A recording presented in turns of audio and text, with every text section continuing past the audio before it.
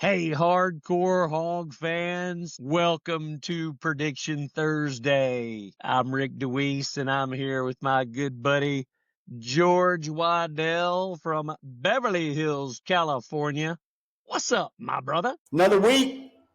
What happened? What happened? Dude, I know. I'm gearing up though. I'm gearing up. It's home game. I'm all red. Hopefully we'll teach A&M a lesson or two. Well, we have a special guest with us tonight, a returning hardcore hog fan who's been on the site, the Facebook page for many, many moons, happens to be an administrator. Jay Lawson, welcome to the show, my brother. Thank you, gentlemen. Woo pig. Jay won last week's unfortunate debacle that we had with the best score, I should say. My reverse So it gets him an opportunity. Did not work very well. No, it did not work out for the Hogs very well, but gets him a little FaceTime on the podcast, George. You know what I mean? Yeah, it seems like the way to get on the podcast is to pick against the Hogs. If you pick the other team against Arkansas, you got a damn good shot at being on the show. So congratulations, Jay. Your reverse psychology didn't work. I think you've used that before too. I want to say sometime in the deep dark past. I said I'm usually highly optimistic, and I generally pick the Hogs, so it's unusual for me to pick against them. Yeah. Well, I'm always optimistic, and so I'm going to tell you boys that this is the week we start to turn things around. And by God, we're going to turn things around. Or my favorite coach, Bobby Petrino, may not be the new head coach next year. But I am all in on Bobby Petrino. I'm all in on Bobby Petrino. And here's the deal. You know, you're not going to find another coach. All this wishful thinking and all these guys and candidates that we're looking at for a new head coach of football, you're not going to find him. I mean, we're 10 or 15 teams down the list for a great head coach. Why not stick with what you have and take Petrino, give him a shot at it next year, and go with it? He's a proven coach. I understand he's getting a little bit old, getting long in the tooth, as they say.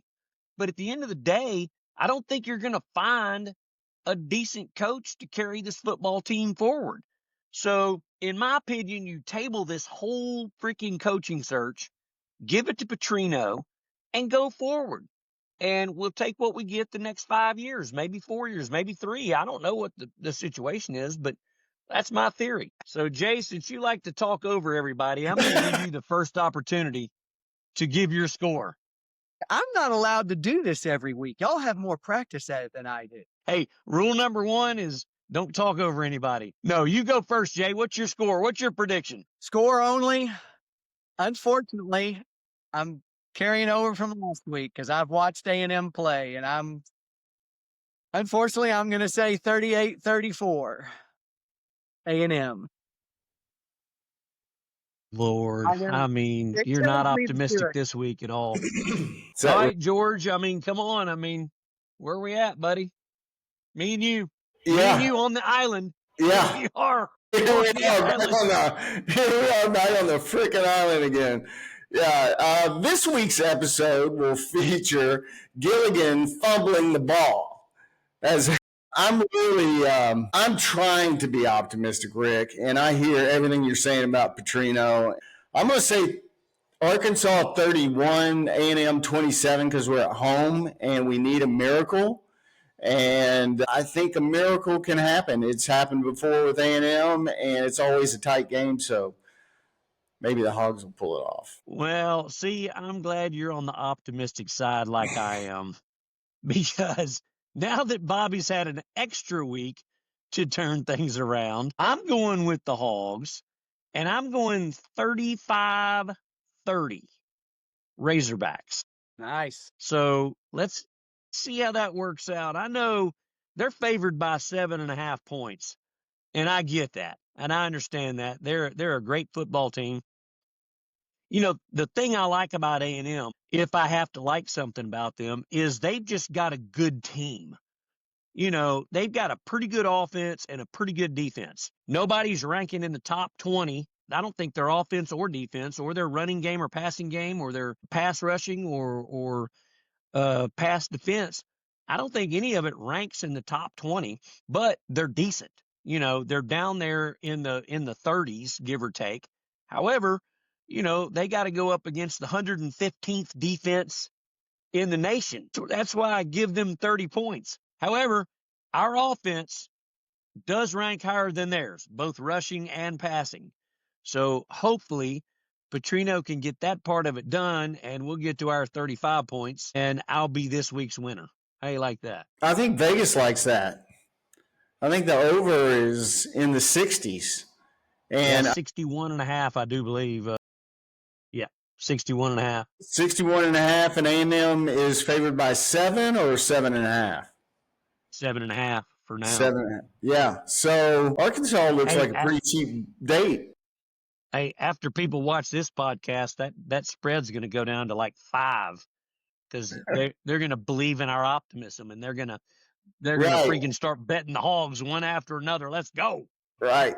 Stop the presses. New York Times. Yeah. The only way to beat A&M is to not turn the ball over. Turnovers have killed us for 2 years. They killed us last week. Every week on this podcast, it seems like I go, well, the turnovers killed us. And it continues to happen. I seriously am confused as to when that evens up. And I'm hoping, because A&M doesn't turn the ball over. They don't. They're one of the lowest penalized teams in the country. Their offense is balanced. Their defense is good. So they're the number 4 team in the country. We're going to have some turnovers, and we can't turn the ball over. That's how you're going to beat Texas A&M. Well, Jay, you and I have been to a few Razorback football games together over the years, and I'm going to give you a little bit of hint about what I'm going to talk about next. But I want your honest opinion on Texas A&M. I'm sure you've watched all their games. I have too. George has. And what do you really think? They really haven't played anybody that I'm impressed with, but nonetheless, I'll hear what you have to say.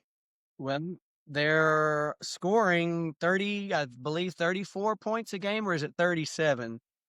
Their defense allows either 27 or 24 points per game. They probably haven't played as good of an offense as Arkansas's yet. That's why we're all picking Arkansas to score over 30 points. They're not playing at home. They do not have 107,000 people at Kyle Field cheering for them this week. What else? Their big dog running back is out. Moss. Concepcion, one of their top wide receivers that they throw too often, he doesn't look too healthy. He was in and out of the game on Saturday. He might have a hamstring issue. We'll see. He did play a lot. They did throw an interception in the end zone to Florida in third quarter. Let's see. Like you said a minute ago, fumbles, turnovers. I say it. Y'all see me say it who knows how many times in Hardcore Hog. You cannot turn the ball over against any SEC team. They are going to take advantage of it. And how many games has Arkansas lost in the past 5 years because of turnovers? How many games have we lost in the first half of the season? But you're exactly right, and you kind of segued into what I wanted to talk about is this is Texas A&M's first road game, basically. So here they are coming into Razorback Stadium. Number 2, they haven't played anybody.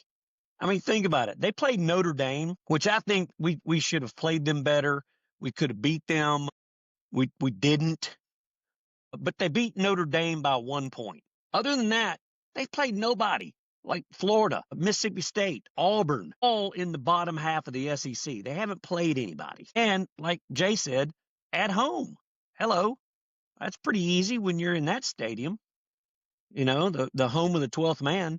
So I think A&M has a test in front of them. And with our offense being as strong as it is, I think we've got a great shot at this. Now, the defense, as terrible as it is, hopefully we realize that enough now that we can do something to fix it. But like we've talked about week after week, you only got the people you have. I don't know where you put them or what you do to fix it, but there they are, and you have to use them. So that's my take. Rick, I think this is the first game that has not been played in Dallas in over a decade, right? Oh So yeah, it's the well, first 2013. Rick, 2013. So this is the first of the home and home series with Texas A&M. It's been completely lopsided since they've joined the SEC. I think we've only won one time. Yeah, we're And 12-1. 12-1. It's like we used to beat Texas A&M all the time. In fact, beating Texas A&M was the only consolation to losing to Texas many years.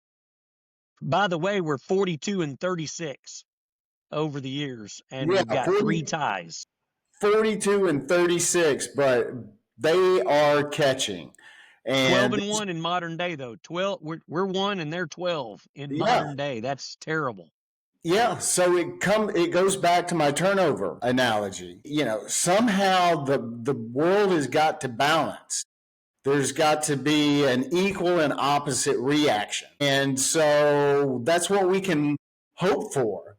But we're still on the island. No, there's no doubt about it. Every time I'm getting so sketchy these days watching the game that every time we carry the football, I'm looking for a fumble. It scares me to death. That's a bad position to be in. Yeah, when you start hoping for turnovers during the game, you're in trouble. Right. When your next quarter, when you hope in the second half you get a turnover, you're in trouble. And they don't come unless you're an Arkansas opponent. And we have been such givers. And so I think it's time to take. Rick, we sat together. Well, the good thing, A&M game. Johnny Manziel was the quarterback. Remember, it was a night game. We were on the west side, pretty low. We had really good seats. It was raining a little bit. oh yeah, Johnny football. Yeah, I remember that. He rolled all over us, didn't he? Well, yeah, we only won one game. It was only the one game we played Manziel? Only once. That was in Fayetteville. Yeah, well, I think one of my first Razorback memories was when A&M played Arkansas in Little Rock in 1976.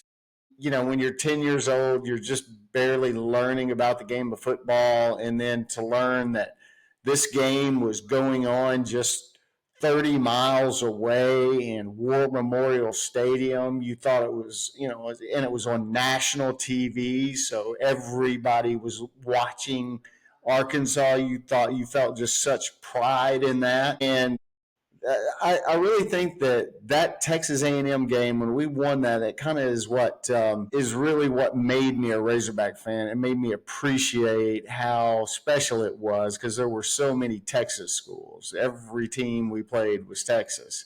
But Arkansas was the only standout, and we took up so much in the Southwest Conference. We took up so much of the map because we were that only state. So we had that advantage. We had that branding, and I hope we can get back to that. And that's right. Are you guys going up to the game, Jay? Are you going up? I'm going. Excellent. George, I know you're not flying across the country to go to the game, but no, I had an invitation, but I had to turn it down. Are you doing your tailgate? Of course, we're doing the tailgate. Same bat time, same bat channel, right there next to the admin building, up there on the hill looking over the north end zone. We'll be Perfect there. spot. Jay, I'm sure you'll be there. My final thought. How's the chatter been in state? Is there optimism, or what are people saying? Go ahead, Jay. I think most people are hopeful that they have improved that much more like they did between Notre Dame and Tennessee. Unfortunately, I believe A&M is a better team than Tennessee. Their quarterback is really fast, knows how to get rid of the ball quickly. I wouldn't say he's the best long ball thrower, but short game is pretty damn good. But as we all know, a quarterback is even halfway decent. Arkansas tends to make him look like a Heisman Trophy winner. So, yeah, and I've been listening to Petrino, his outtakes, and I think, what he's trying to do is keep the cohesiveness of this team together. And he made a great comment the other day. He said, the thing I'm most proud of is that all these guys stuck together. The internal leadership of the team kept the team together, and they wanted to play Razorback football. They all could have hit the transfer portal, any of them that wanted to, and they didn't. That's a lot to say about the internal leadership of this team. Now, it doesn't mean they've got an uphill battle. I mean, they're playing nothing but great teams for the next few games. So they got to man up and do what they're supposed to do. I really think they're going to have a great game against A&M. Even if they don't pull it out and win it, I still think they're going to play hard and have a great game. Well, and two, I think with Notre Dame having been such a disappointment a few weeks back, they kind of want redemption, right? I mean, if you have that kind of dedication where you lose your coach, you go to Tennessee, you put up a great fight, and then you're coming back home to show the kind of grit that you hope that a Razorback team will display, because really throughout history, that's really the signature of the Razorbacks was the grit. You know, we never gave up, even though a lot of times there was good reason to do that. But you know, just hoping that people haven't slipped into apathy, and especially with Texas A&M coming into our place, I hope that there are a lot of fans that show up and enjoy this beautiful October weather. I'm sure in Arkansas, it's one of the most beautiful drives you can take this time of year. Something to consider. Or what was it? Pittman was with us for 5 years. Was it 5, 6, 5.5? Yeah, he was in his sixth. Yeah. How many? With three. How many years, except for the year that they went to the bowl game in Florida, did we lose games at home we should have won, but played well on the road? Just like, I mean, it happened, it seemed every year, but we would play like crap at home. So I was getting to earlier with Petrino after the game last week, his talk after the game, you actually got something out of it as opposed to the euphemisms and nonsense you would hear from Pittman. I would like to think that there's quite a mentality turnaround in the team, and we will not, hopefully we won't see a poor showing at home when it should be the best showings in front of your home crowd. We'll see. Well, it is true, Jay. You hit the nail on the head, and I talked about it about 3 shows ago. It's every time, it even goes beyond the Pittman era, but every time the Hogs are supposed to win a game, we lose it. But then we knock off number 2 or number 4 or number 5, and it's kind of like a renewed hope, but it doesn't matter because you lost to, a terrible team that you shouldn't have lost to begin with. And that screws up your whole season. Yes. Yeah, So like Tennessee last year. That was a game that we were supposed to lose at home, and we actually won the game, and thought after that game there was hope, and then it was just a slow deuce the next week. Yeah. I mean, they're fun to win. Don't get me wrong. It's fun to win those games. Yeah. But I'd rather go ahead and clear out the ones you're supposed to win and then win the ones you're not supposed to win. I mean, we do just the opposite. We lose the ones you're supposed to win. And then when you do beat the number 4 Tennessee team in the country, then it means nothing. It's like beating A&M tomorrow or Saturday. Beating A&M tomorrow or Saturday won't mean anything except make a bunch of Hog fans happy as hell. That's it. Weren't we once known as like giant killers?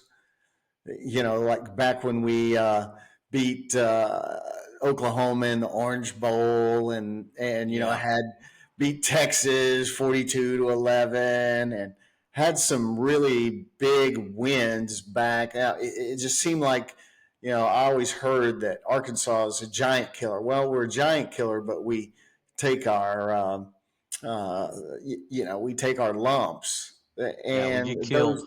those lumps hurt so badly when you've slayed a couple of giants, and had it not been for that 1 or 2 loss to Mississippi State one year, or somebody else the next, or a Vanderbilt, or some other lesser team that just some non-conference cupcake that keeps you out of a really good bowl game, because it seemed like that, I really don't like saying this, but back in the good old days when we would be maybe second in the Southwest Conference, go to the Orange Bowl or go to the Fiesta Bowl or go to some really good bowl as like the second most attractive team in our conference. Well, now it's like every week's a bowl game.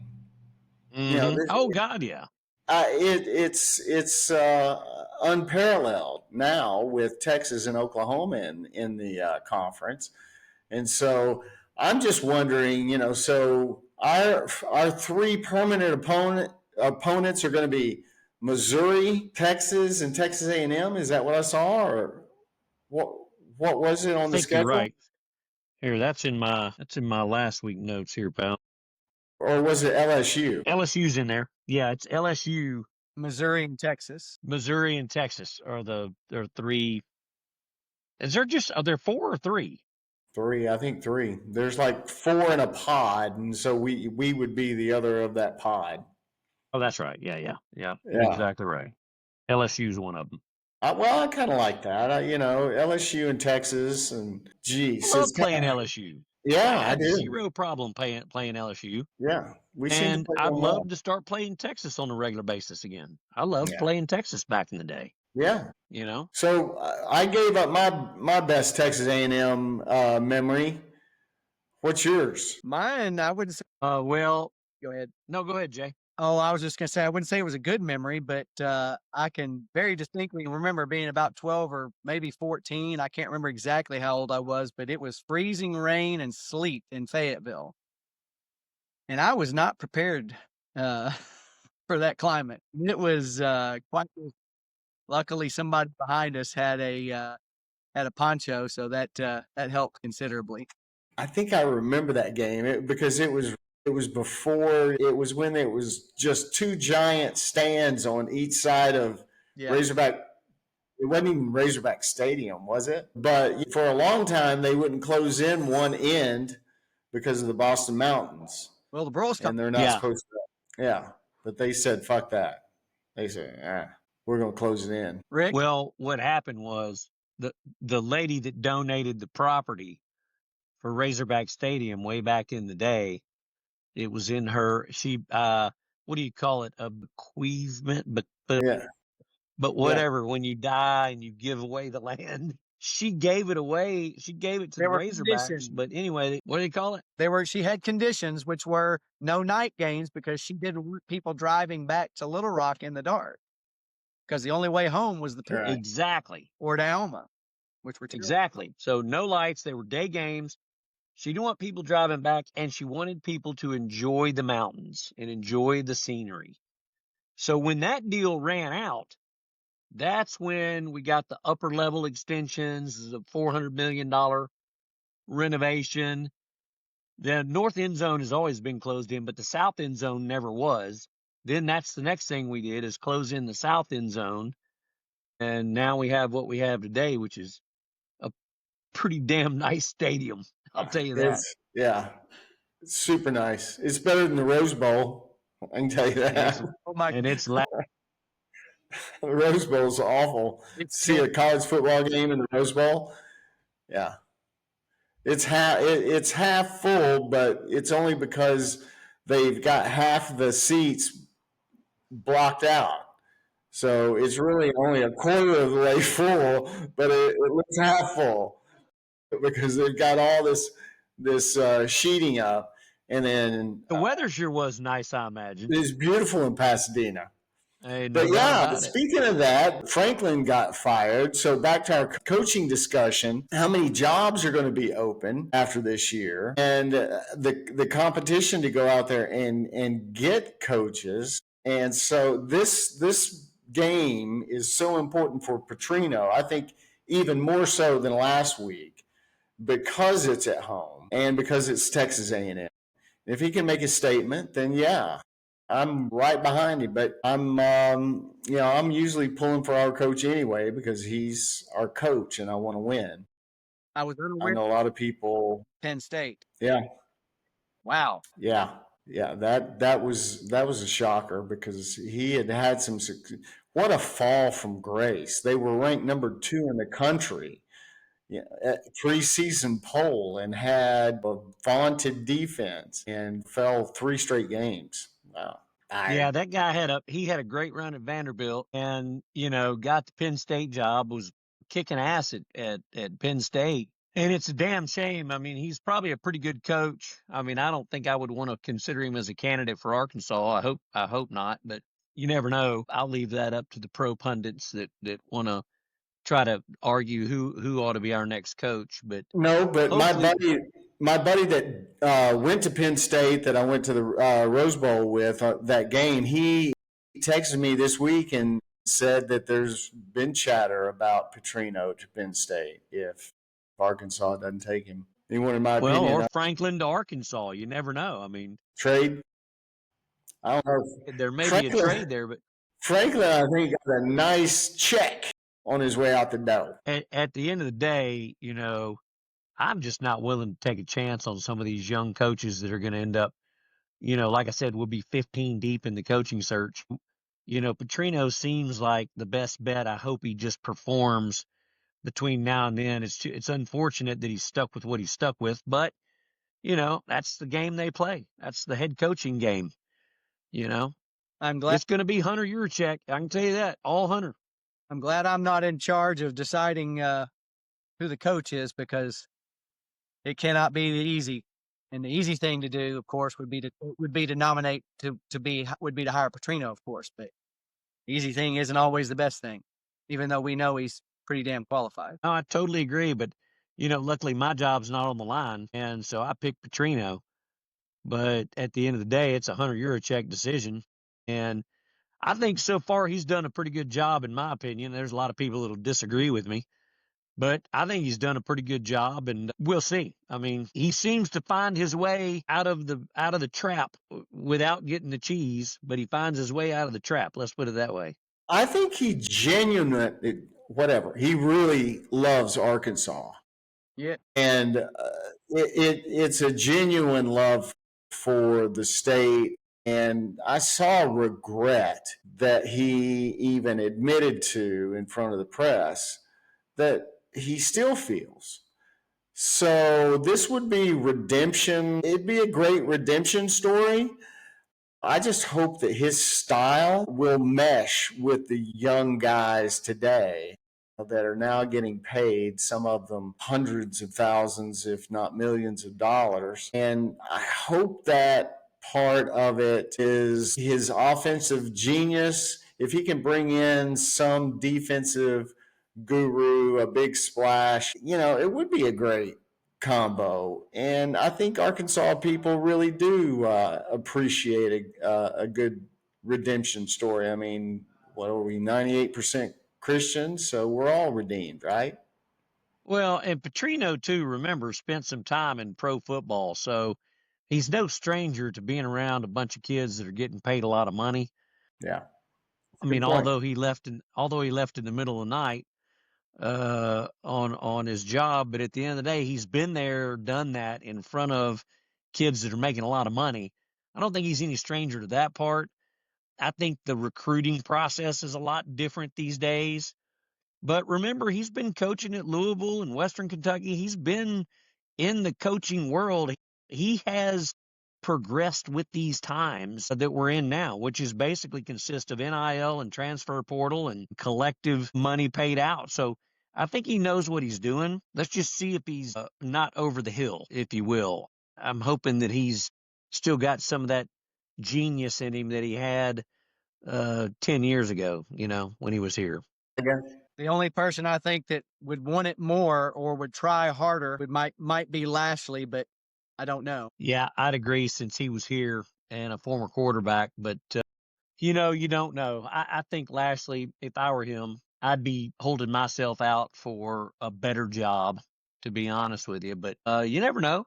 And maybe he's like Sam Pittman and just would be comfortable coming back here and coaching the Hogs. I mean, that'd be great. And I think he's a good candidate. I've got John Summerall ahead of him, but I'd take either one of those kids. I think they're great. Those 42-year-old kids. Yeah, exactly.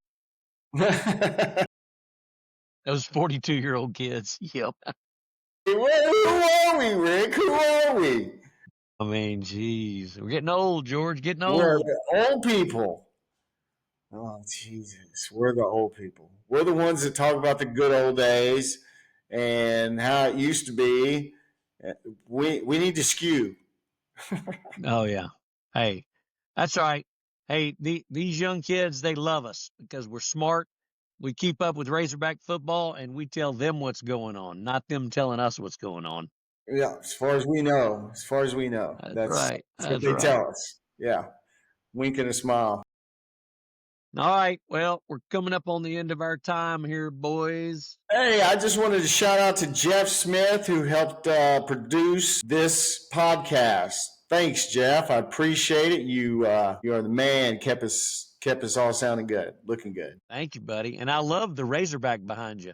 Yeah, that's awesome. And Jay, I hope you're wrong again. My final thoughts are if we can go penalty free like we did last week until we basically had to hold people trying to win the game and got a couple of penalties there at the end, and if they somehow miraculously don't have any turnovers and the home crowd is there in full force, it could be a whole different outcome than I've predicted. I hope so. One other question, real quick. And did we win the toss last week and elect to receive? I don't know if we did or not. Yes, I was gonna say something to you about that, George. That was always a Petrino deal. That was always. You were kind of wanting to blame that on Sam Pittman a couple of shows ago. That's always been a Petrino deal. If he wins the toss, he wants the football. Yeah, he's ready.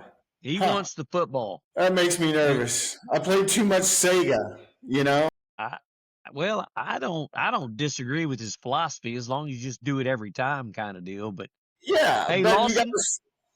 Oh, sorry. Go ahead. Go ahead. You got to score on the first. If you're going to take the ball, you got to score a touchdown. Well, that's the confidence that he has, and that's what we did against Tennessee for sure. Yeah. Rick, what are we gonna ask? All right, hey Lawson, you've got one more chance right now to change your score or forever be damned in hardcore hog history. Here's your chance to erase what you said in the beginning. Did he say 28-27? Texas A&M? We already know Franzetti's picking 28. He's got that one. Nobody else can pick that score. That's like locked in for the season with Franzetti. Yeah. So you got one more chance, buddy. Here you go. Here we go. What are you going to do? I'm sticking with my score, 38-34. A&M. Jeez, Lord. We can still bet the Hogs then because we're going to beat the spread. I mean, something. Yeah, that's right. God. All right, fellas. I like it. Enjoyed it. All right. Go Hogs. Peace out. Jeff, thank you, brother.